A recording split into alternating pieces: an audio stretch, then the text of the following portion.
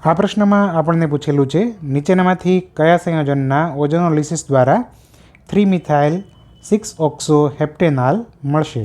તો અહીંયા આપણને 4 ઓપ્શન આપેલા છે, 4નું ઓઝોનોલિસિસ કરાવવાનું અને શેમાંથી આપણને 3-મિથાઇલ 6-ઓક્સો હેપ્ટેનાલ છે નિપજ તરીકે મળશે જણાવવાનું છે.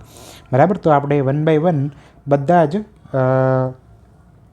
વિકલ્પો છે એનું ઓઝોનોલિસિસ કરાવીએ અને જોશું કે શેમાં આપણને સંયોજન મળે છે. બરાબર, તો ઓપ્શન 1 જોઈએ. ઓપ્શન 1માં આપણે ઓઝોનોલિસિસમાં બેઝિકલી કાર્બન વચ્ચે જો જ્યાં પણ ડબલ બોન્ડ આવેલો હોય એ બંને તોડીને ડબલ બોન્ડ ઓ મૂકવાના હોય છે. તો આપણે જોઈએ તો સરળતા ખાતર નંબરિંગ કરી દઈએ. પહેલાં 1, 2, 3, 4, 5, 6 અને 7. તો આ રીતે નંબરિંગ કર્યું હોય સરળતા ખાતર, આપણે કોઈ IUPAC નંબરિંગ નથી કર્યું પણ સરળતા ખાતર કર્યું છે. તો 2 અને 7 વચ્ચે ડબલ બોન્ડ આવેલો છે. તો 2 અને 7 વચ્ચેનો ડબલ બોન્ડ તૂટી જશે, બંને બોન્ડ તૂટી જશે. તો આ જે છે એક રિંગ છે એ ચેનમાં કન્વર્ટ થઈ જશે, આ 7 કાર્બનની ચેન મળશે. બરાબર, તો આપણે ચેક કરીએ. 7 કાર્બનની પહેલાં ચેન બનાવી દઈએ. 4, 5, 6 અને 7. એમાં આપણે જોઈ શકીએ કે 5મા કાર્બન ઉપર મિથાઇલ પણ છે. તો ફરીથી આપણે 1, 2, 3, 4, 5, 6 અને 7 આ રીતે નંબરિંગ કરી દીધા અને 5મા કાર્બન ઉપર એક મિથાઇલ છે મૂકી દઈએ, CH3.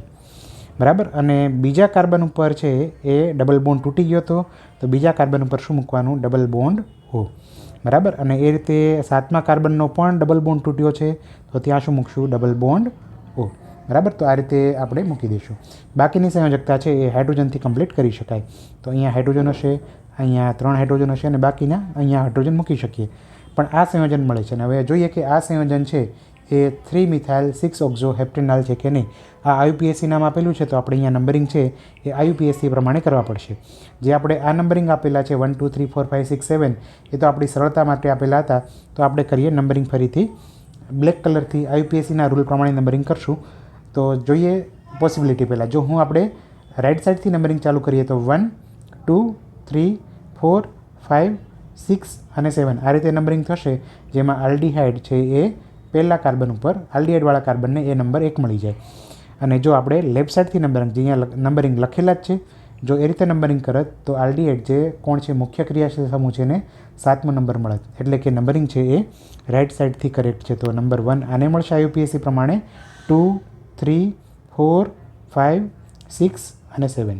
ઓકે, તો આ નંબરિંગ થઈ ગયા IUPAC પ્રમાણે જે કરેક્ટ છે. 1 ઉપર કોણ છે? આલ્ડીહાઇડ, એનો પ્રત્યય લાગશે કોણ? આલ.